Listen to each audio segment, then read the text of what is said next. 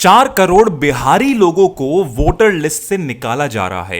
यह संगीन आरोप लगाए है ऑपोजिशन पार्टी ने, और किसी पर नहीं बल्कि भारत की संवैधानिक agency election commission of India. Election commission जिसका काम होता है निष्पक्ष चुनाव कराना, जो डेमोक्रेसी का सबसे इंपॉर्टेंट पिलर्स में से एक है, आज उसी पर आरोप लगे हैं कि आप भाजपा की साइड ले रहे हैं, जहां आपका काम होता है कि ज्यादा से ज्यादा लोगों को वोटिंग में पार्टिसिपेट कराना।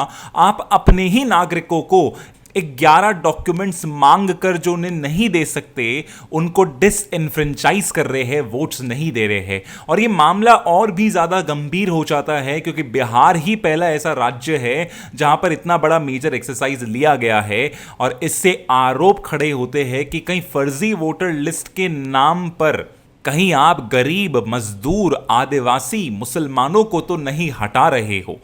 सिर्फ सुप्रीम कोर्ट का दरवाजा ही नहीं, वोटर वेरिफिकेशन के विरोध में ये महागठबंधन आरजेडी, कांग्रेस, इन्होंने बिहार बंद बुलाया है। 7 शहरों में ट्रेनें रोक दी गई है, 12 नेशनल हाईवे जाम है।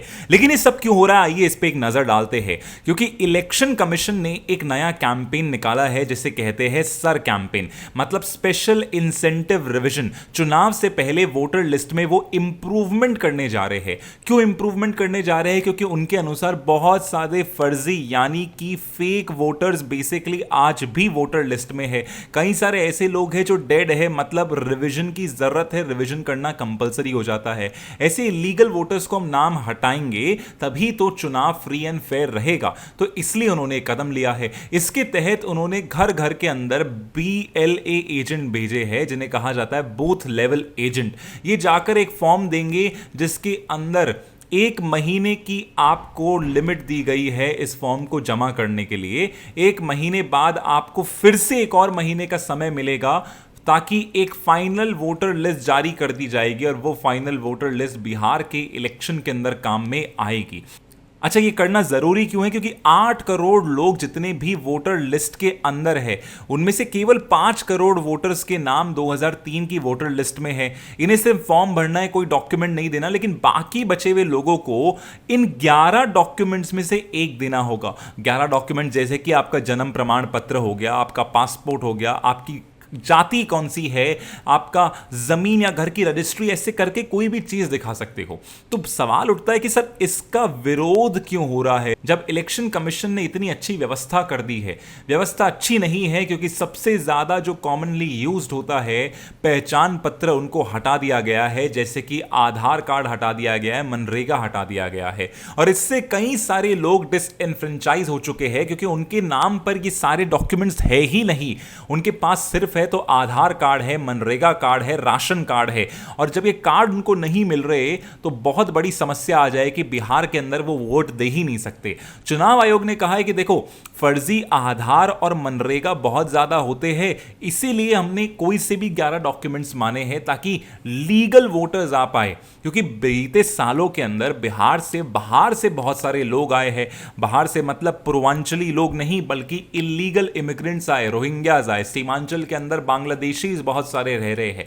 और ऊपर से जब वोटर्स मर जाते हैं तो कोई अपना वोटर कार्ड तो इंप्रूव कराता ही नहीं है, बंद कराता ही नहीं। तो इसलिए इस फर्जीवाड़े को रोकने के लिए काम करा जा रहा है। उन्होंने साफ कहा है कि सबसे बड़ा कंसर्न है घुसपैठिए है, फर्जी आधार कार्ड और राशन कार्ड बनवा रखे। और ये सभी को पता है कि रोहिंग्या किस तरीके से दिल्ली से लेकर सूरत के अंदर अपना गढ़ बनाकर बैठे हैं। और जब ये लोग अपना निवास प्रमाण पत्र बनवाने की कोशिश करते हैं ताकि वोटर लिस्ट में भी इनका नाम दर्ज हो सके, और जब ऐसे इलीगल वोटर्स आ रहे हैं तो इंडिया की डेमोक्रेसी तो पूरी तरीके से खत्म ही हो जाएगी। ये हम होने नहीं देंगे। ऊपर से जरूरी है नेशनल सिक्योरिटी के लिए, क्योंकि सर स्कीम से फायदा क्या मिलेगा इस पूरे कैंपेन से? आप जितने भी इलीगल इमिग्रेंट्स होंगे उनकी पहचान कर पाएंगे। और उन्होंने कहा है कि हमने 1.5 लाख से ज्यादा BLA एजेंट्स निकाले हैं और उसमें राजनीतिक पार्टियों के भी जुड़े हुए लोग हैं। तो बड़ा ट्रांसपेरेंट प्रोसेस है, बस कुछ ही दिन बाकी है और 1 महीने के अंदर ही पूरी प्रक्रिया हो जाएगी।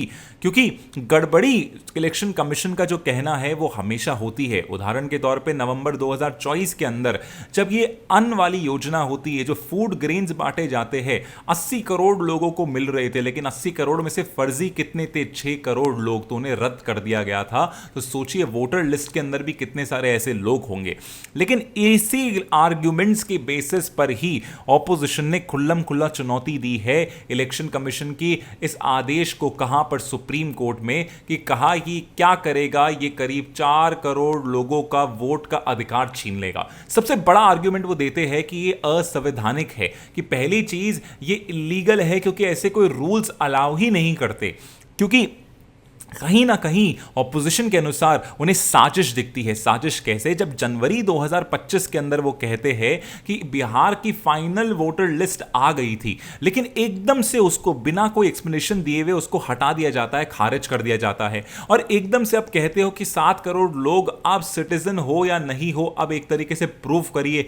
तो इसका ना तो कोई वो कहते हैं कानूनी आधार है, और दूसरा ये जो डिसीजन है बड़ा आर्बिट्ररी है, एकदम से ही बिहार पर अटैक करा है कुछ महीने पहले।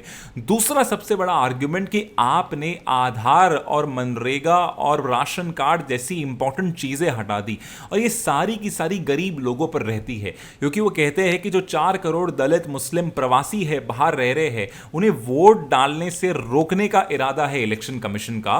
बीजेपी के कहने पे कर रही है, क्योंकि इनके पास तो वोटर्स के तौर पर, आईडी के तौर पर यही वेरिफिकेशन के सबसे बड़े यूजेज होते हैं। साथ में कहते हैं कि आधार को आप इतनी जल्दी हटा रहे हो, वो डॉक्यूमेंट जो बाकी सभी वेरिफिकेशन के लिए काम आता है उसको आप कैसे हटा सकते हो। साथ ही में आपने बोला है कि रजिस्ट्री जैसे चीजों पर भी हम 11 डॉक्यूमेंट्स में एक्सेप्ट कर लेते।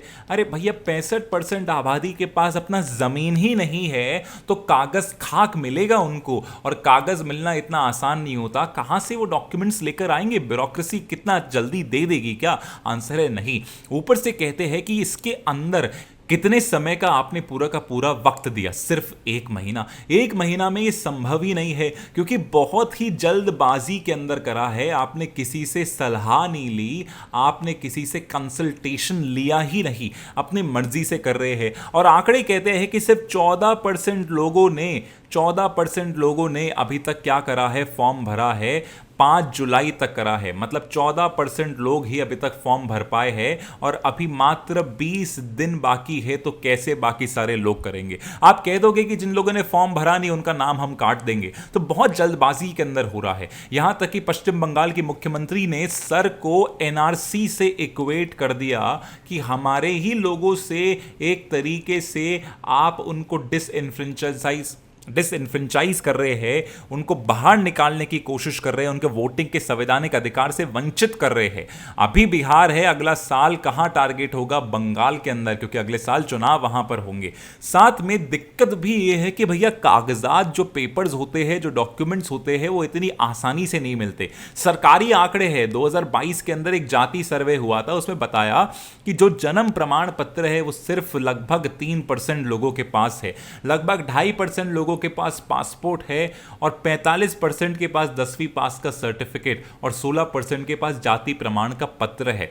इसलिए उन्होंने बोला है कि 11 डॉक्यूमेंट्स के साथ आप आधार, पैन कार्ड, राशन कार्ड जोड़िए, ड्राइविंग लाइसेंस को भी आप मान्यता दीजिए। आप कैसे एक्सक्लूड कर सकते हैं? बड़ा आर्बिट्ररी है। ऊपर से बिहार की आप आबादी देखिए, ज्यादातर कौन है उसमें? आदिवासी और गरीब किसान है, तो इसलिए दूसरे राज्यों के अंदर भी अपने रोजी रोटी कमाने जाते हैं। ऊपर से ये डॉक्यूमेंट्स कहां से लाकर आएंगे इनको पता ही नहीं है। इनके हिसाब से ज्यादातर विपक्षी पार्टी के भी ये कैंडिडेट्स होते हैं, और सत्ताधारी रूलिंग पार्टी के इससे वोट्स बढ़ जाएंगे। तो बीजेपी को फायदा देने की स्कीम बता रही है ऑपोजिशन। साथ ही के अंदर बोला है कि देखो कुछ ना कुछ तो गड़बड़ है। 1 साल पहले 2024 के अंदर लोकसभा चुनाव के इलेक्शंस के अंदर इलेक्शन कमीशन ऑफ इंडिया ने तो ऐसी कोई भी काम नहीं करी। सिर्फ बिहार विधानसभा चुनाव से पहले ही इतनी बड़ी एक्सरसाइज क्यों कर रहे हैं? क्यों महाराष्ट्र के अंदर नहीं करा गया, या फिर गुजरात के अंदर नहीं करा गया, या फिर दिल्ली के चुनाव हुए थे हम पर ही क्यों गाज गिराई जा रही है? क्योंकि डर है बीजेपी को हारने का। ये बोला है कांग्रेस पार्टी ने, बड़े पैमाने पर धांधली कर रही है, और यहां पर इलेक्शन कमीशन उनका पूरी तरीके से साथ दे रहा है। संगीन आरोप लगाए हैं, लेकिन बड़ा सवाल कि क्या ये असंवैधानिक है। आंसर है नहीं। ये पूरी प्रक्रिया संविधान के अनुसार होती है, आर्टिकल नंबर 326 और रिप्रेजेंटेशन ऑफ पीपल्स एक्ट, और पहली बार नहीं हो चुकी, सर प्रक्रिया करीब करीब 9 बार हो चुकी है। आखिरी बार 2003 के अंदर हुई है और अब वो 1 महीने में पूरी करने जा रहे हैं, क्योंकि उनका मेन आर्गुमेंट है कि देखिए संविधान के अंदर हमारे जो इंडियन कॉन्स्टिट्यूशन है उसमें जो सिटीजनशिप मिलती है उसको लेने के प्रावधान बहुत ज्यादा कड़े हैं। मतलब वोटर लिस्ट में नाम उन्हीं का होता है जिन्हें भारत का नागरिक माना जाता है। सिर्फ आधार के नाम पर या फिर बाकी फर्जी डॉक्यूमेंट्स बनवाकर अगर कोई इंसान वोटर बन जाता है तो ऑटोमेटिकली वो नागरिक भी बन जाता है, तो बहुत बड़ा खतरा है ये भारत की सुरक्षा के लिए।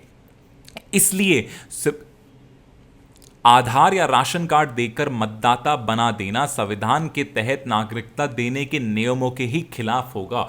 यही सारी की सारी चीजें हैं, लेकिन जब गेंद है वो सुप्रीम कोर्ट के पाले में चले गई है। सुप्रीम कोर्ट अब निर्णय लेगा कि क्या इलेक्शन कमीशन ऐसा कर सकती है।